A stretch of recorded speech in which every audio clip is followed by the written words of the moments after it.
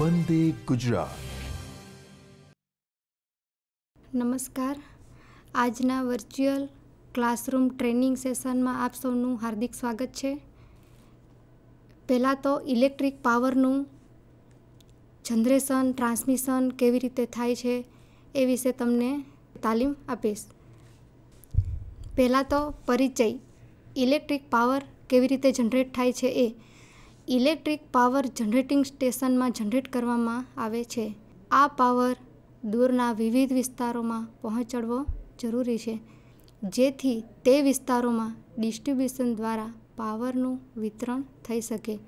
એટલે કે જે વિસ્તારોમાં પાવરની જરૂરિયાત હોય એ વિસ્તારોમાં પાવરનું વિતરણ થઈ શકે.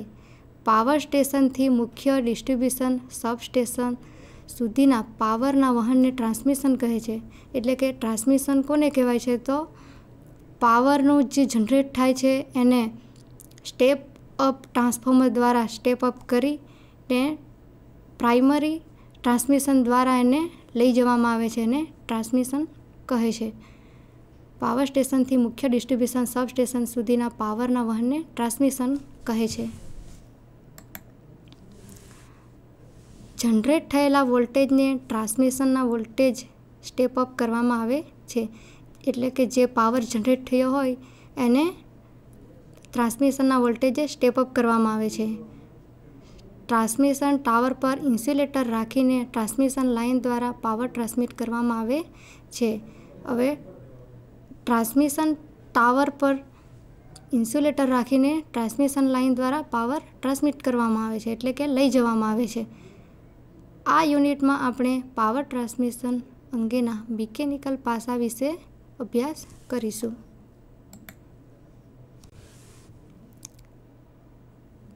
પાવર સપ્લાય સિસ્ટમમાં ટ્રાન્સમિશન સિસ્ટમનું સ્થાન, એના વિશે આપણે જોઈશું. તો પાવર સપ્લાય સિસ્ટમમાં ટ્રાન્સમિશન સિસ્ટમની પોઝિશનનો ખ્યાલ પાવર સપ્લાય સિસ્ટમના અભ્યાસ પરથી આવશે. એના માટે એક આપણે આકૃતિ દર્શાવેલ છે, એના પરથી આપણે ચેક કરીશું.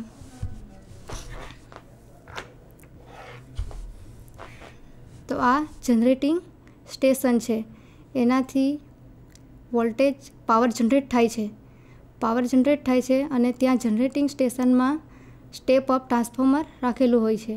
અને આ સ્ટેપ અપ ટ્રાન્સફોર્મરથી જે 11 kV કે એની આસપાસના વોલ્ટેજ 15 kV એટલા જનરેટ થાય છે પાવર, એને સ્ટેપ અપ ટ્રાન્સફોર્મર દ્વારા સ્ટેપ અપ કરવામાં આવે છે અને એને ટ્રાન્સમિશન લાઇન દ્વારા રિસીવિંગ સ્ટેશન સુધી લઈ જવામાં આવે છે. અને 220 kV જે સ્ટેપ અપ કર્યા હોય એને પછી આ સબસ્ટેશનમાં સ્ટેપ ડાઉન ટ્રાન્સફોર્મર પણ રાખેલું હોય છે. અને સ્ટેપ ડાઉન ટ્રાન્સફોર્મરથી 220 kV ને 66 kV વોલ્ટેજે સ્ટેપ ડાઉન કરવામાં આવે છે. અને 66 kVથી 11 kV સ્ટેપ ડાઉન કરી HT કન્ઝ્યુમરને સપ્લાય પહોંચાડે છે.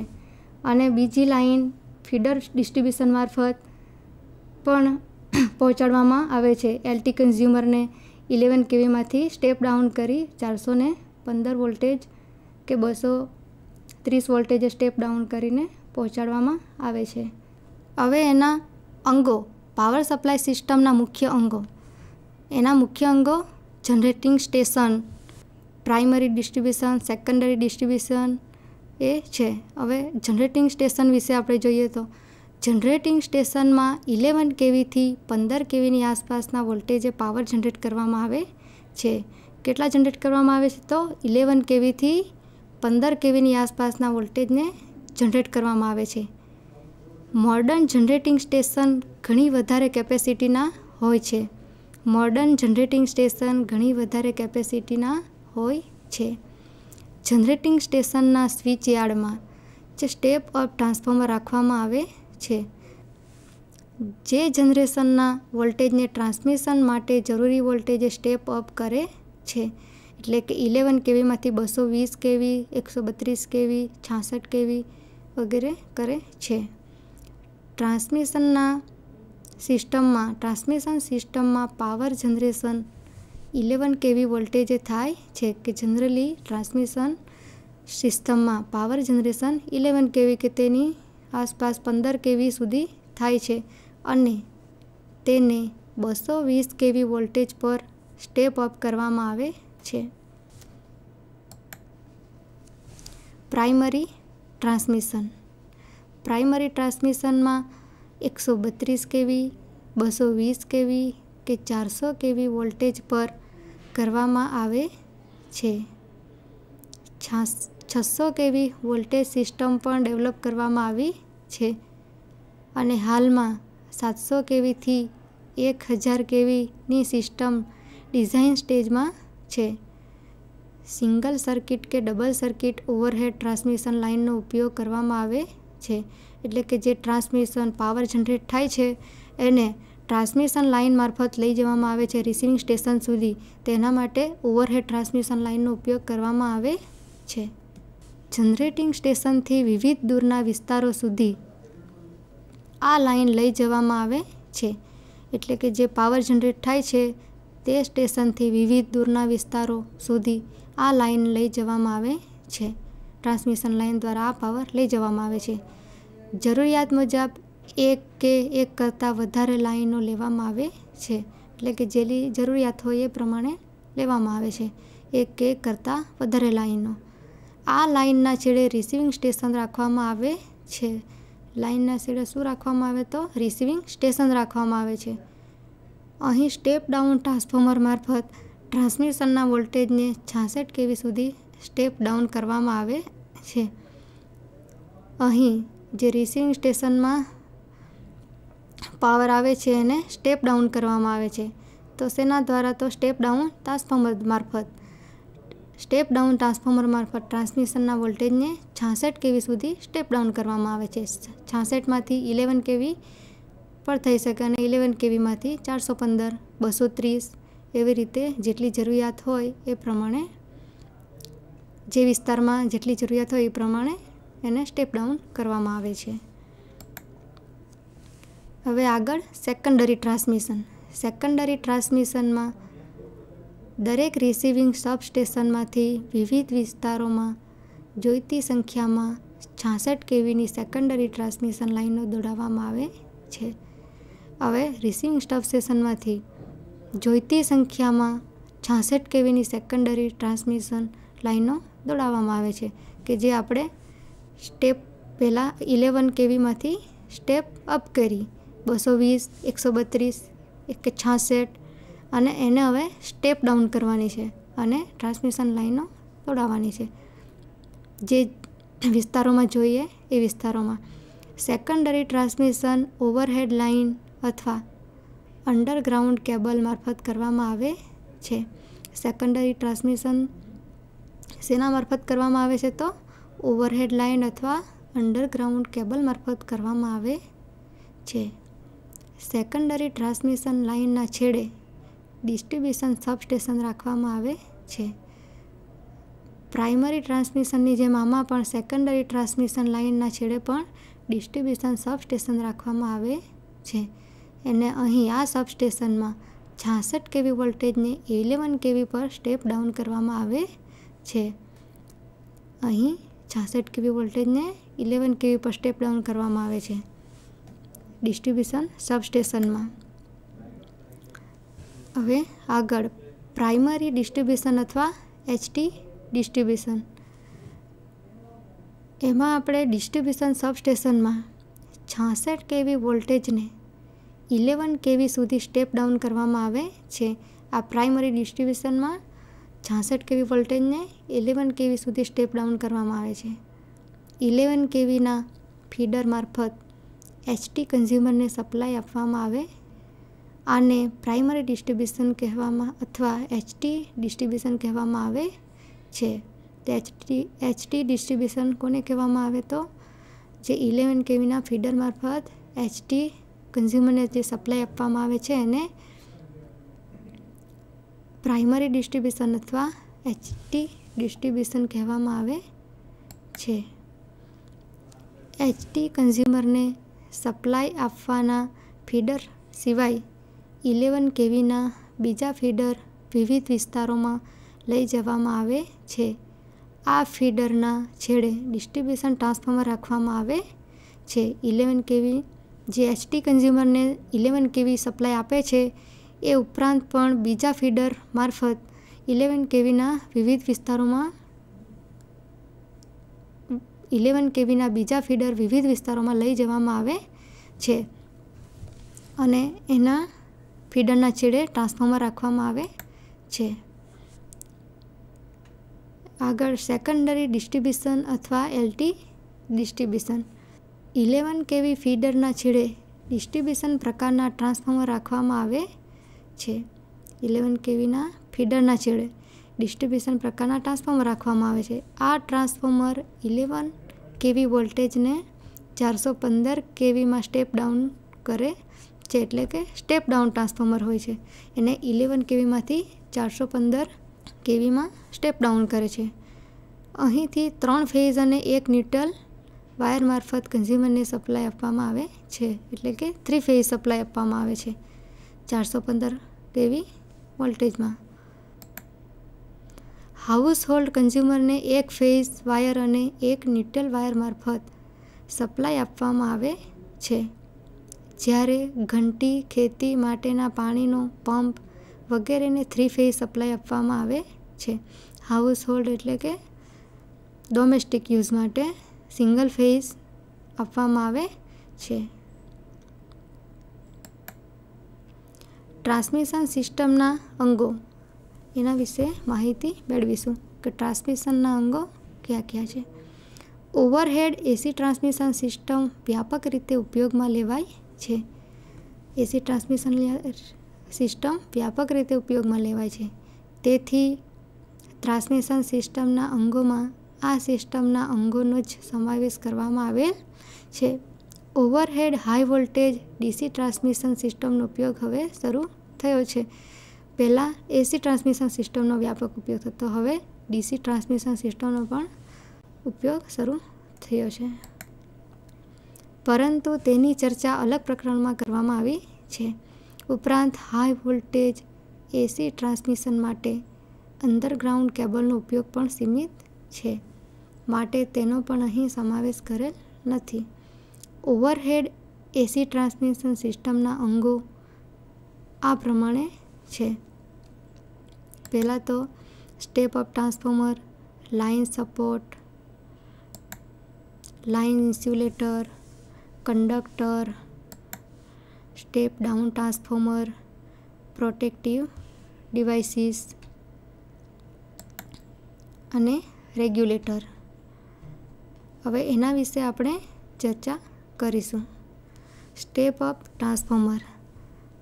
આ ટ્રાન્સફોર્મર જનરેટિંગ સ્ટેશનના સ્વિચ યાર્ડમાં રાખવામાં આવે છે કે જે પાવર જનરેટ થાય છે, જનરેટિંગ સ્ટેશનમાં પાવર જનરેટ થાય છે એને સ્ટેપ અપ કરવા માટે, કારણ કે 11 kV કે 15 kVની આસપાસ પાવર જનરેટ થાય છે, એને આપણે સ્ટેપ અપ કરવો જરૂરી છે.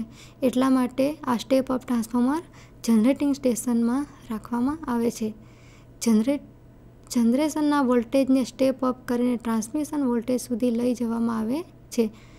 આ સ્ટેપ અપ જે પાવર કરીએ છીએ એને ટ્રાન્સમિશન લાઇન મારફત રિસીવિંગ સ્ટેશન સુધી એને લઈ જવામાં આવે છે. હવે લાઇન સપોર્ટ. લાઇન સપોર્ટમાં ટ્રાન્સમિશન માટેના લાઇન કંડક્ટરને સપોર્ટ આપવા માટે સ્ટીલ ટાવરનો ઉપયોગ કરવામાં આવે છે. હવે ટાવરો ઘણા પ્રકારના હોય છે. એક તો wood pole, RCC pole, steel tower વગેરે. તો આ લાઇનને સપોર્ટ કરે છે, જે ટ્રાન્સમિશન માટેના લાઇન હોય એને સપોર્ટ કરવા માટે આનો ઉપયોગ થાય છે. હવે લાઇન ઇન્સ્યુલેટર. સસ્પેન્શન પ્રકારના તથા સ્ટ્રેન પ્રકારના પોર્સેલેઇન ઇન્સ્યુલેટરનો ઉપયોગ વાયરને ગ્રાઉન્ડથી ઇન્સ્યુલેટ કરવા માટે થાય છે. સસ્પેન્શન પ્રકારના હવે ઇન્સ્યુલેટર પણ ઘણા પ્રકારના છે. એક તો પિન પ્રકારના, સસ્પેન્શન પ્રકારના, સ્ટ્રેન પ્રકારના અને સેકલ પ્રકારના. તો આમાં સસ્પેન્શન પ્રકાર તથા સ્ટ્રેન પ્રકારના ઇન્સ્યુલેટરનો ઉપયોગ વાયરને ગ્રાઉન્ડ કરવા માટે થાય છે, ગ્રાઉન્ડથી ઇન્સ્યુલેટ કરવા માટે થાય છે. કંડક્ટર કરંટના વહન માટે પહેલાં કોપરનો ઉપયોગ થતો હતો. તેની કિંમત વધી ગઈ હોવાથી અત્યારે ACSR વાહકો વ્યાપક રીતે ઉપયોગમાં લેવાય છે. તો કંડક્ટર એલ્યુમિનિયમ, કોપર વગેરે, પણ એલ્યુમિનિયમની ડાઇલેક્ટ્રિક સ્ટ્રેન્થ થોડી ઓછી હોય છે, એટલે કે એમાં વચ્ચે ગેલ્વેનાઇઝ સ્ટીલનો ઉપયોગ કરી એની ઉપર એલ્યુમિનિયમ વચ્ચે હોય છે અને એની ઉપર એલ્યુમિનિયમ સ્ટીલનું ગેલ્વેનાઇઝ સ્ટીલનું પડ ચડાવેલું હોય છે, બરાબર, એલ્યુમિનિયમનું પડ ચડાવેલું હોય છે. એટલે કે ACSR એટલે કે એલ્યુમિનિયમ કંડક્ટર સ્ટીલ રેઇનફોર્સ એ વાહકનો વ્યાપક પ્રમાણમાં ઉપયોગ લેવાય છે. કોપરનો ઉપયોગ થાય છે પણ એની કિંમત વધારે છે.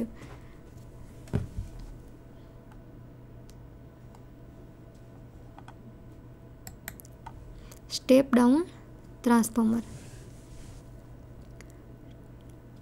ટ્રાન્સમિશન લાઇનના છેડે સ્ટેપ ડાઉન ટ્રાન્સફોર્મર રાખીને પ્રાઇમરી ટ્રાન્સમિશન વોલ્ટેજને સેકન્ડરી ટ્રાન્સમિશન વોલ્ટેજ પર સ્ટેપ ડાઉન કરવામાં આવે છે.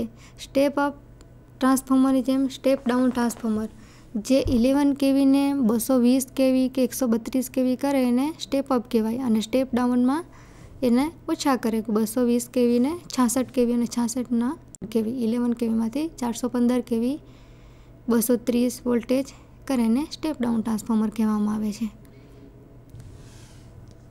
અને આ વોલ્ટેજને સેકન્ડરી ટ્રાન્સમિશન વોલ્ટેજ પર સ્ટેપ ડાઉન કરવામાં આવે છે.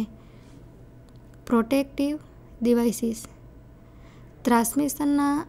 ટ્રાન્સમિશનમાં વપરાતા સાધનોમાં પ્રોટેક્શન માટે circuit breaker, earth switch, lightning arrester, ground wire, arcing horn વગેરેનો ઉપયોગ થાય છે. Protecting devices. ટ્રાન્સમિશન લાઇનમાં જો સર્કિટ બ્રેકર તો હેલ્ધી કન્ડિશનમાં સર્કિટને ચાલુ બંધ કરવા માટે કે ફોલ્ટી કન્ડિશનમાં ફોલ્ટ સર્કિટને લાઇનથી અલગ કરવા માટે સર્કિટ બ્રેકરનો ઉપયોગ થાય છે. અર્થ સ્વિચ. જ્યારે લાઇનનું મેન્ટેનન્સ કરવાનું હોય છે ત્યારે લાઇનને અર્થ કરવી જરૂરી છે, એ માટે અર્થ સ્વિચનો ઉપયોગ થાય છે. Lightning arrester. જ્યારે લાઇટનિંગ એરેસ્ટર આકાશી વીજળી પડે ત્યારે કંડક્ટર વાહકમાંથી જે કરંટ પસાર થાય છે એમાં વોલ્ટેજ વધી જાય છે, અને આ વોલ્ટેજને લાઇટનિંગ એરેસ્ટર દ્વારા એ ઇન્સ્યુલેશનને રક્ષણ આપે છે. હવે ગ્રાઉન્ડ વાયર, આર્કિંગ હોર્ન વગેરેનો પ્રોટેક્ટિવ ડિવાઇસીસ તરીકેનો ઉપયોગ થાય છે. રેગ્યુલેટર. લાઇનના વોલ્ટેજ રેગ્યુલેશન માટે વોલ્ટેજ રેગ્યુલેટર તથા લાઇનનું પાવર ફેક્ટર સુધારવા માટે લાંબી લાઇનના છેડે સિંક્રોનસ કન્ડેન્સરનો ઉપયોગ કરવામાં આવે છે. આજે આપણે આ ઇલેક્ટ્રિક પાવરનું જનરેશન વિશે શીખ્યા. એમાં એનો પરિચય, સ્થાન શું છે, એના અંગો, ભાગો, એના વિશે આપણે સમજૂતી આપી. એટલે કે તમને એના વિશે પાવર સિસ્ટમ શું છે, ટ્રાન્સમિશન લાઇન પાવર જે જનરેટ થાય છે એ કેવી રીતે ટ્રાન્સમિશન લાઇન દ્વારા લઈ જાય છે સબસ્ટેશન સુધી, એના વિશે આપણે ખ્યાલ આવી શકે એનાથી.